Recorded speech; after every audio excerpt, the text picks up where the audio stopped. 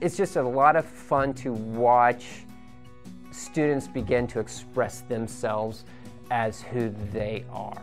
I get students right at the starting point when they're able to really question the world around them, that they no longer take as sacrosanct all the things the adults have been saying, right?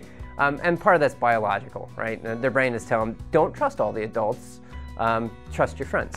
And I present to them enough texts that are challenging, and either they're challenging reads or they're challenging ideas, and they have to lay out in front of them what they think is true or important or critical to their life. And that's awesome, right? Like, to see that discovery, to see students go through an aha, that's an amazing thing. I want to make sure that I come into my classroom with that kind of open heart and hear what they have to say, and then give them the space to make sure that they know how to properly communicate it to the world.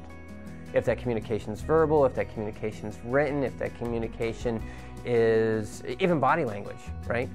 My job is to help coach them to know that, to let them know what they are communicating to the world currently, and if they want to communicate that or not. And so I think it's really cool that I get to do that. So what I wanted to do was create a program in the humanities where social studies and the English classes were connected, right? And they were always connected so that students could make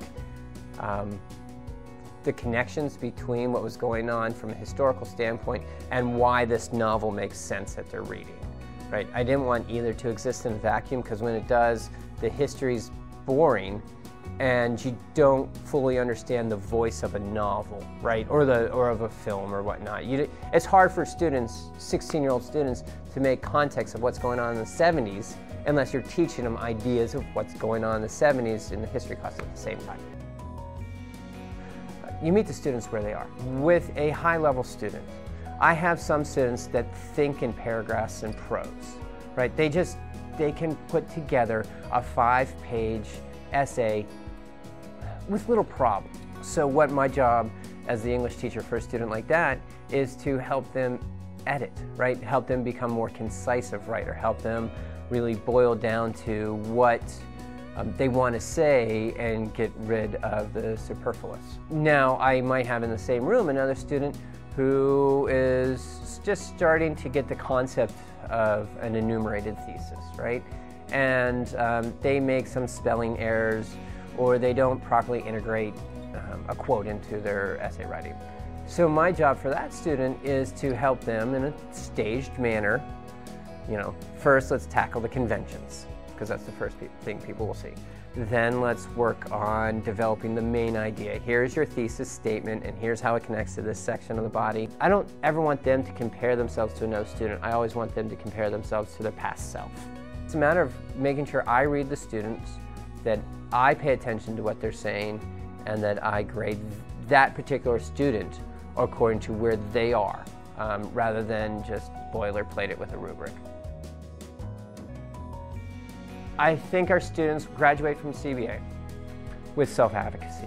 They know how to handle situations that don't necessarily work out the way they want them. Nothing's spoon-fed to them, and we don't allow them to just sit back and be passive in their learning. They have to be active in their learning, and we put into place in any class methods to show them how to be their own best advocate. Be it the ability to go back and repair a standard that you didn't like, and having no time limit necessarily on that, right?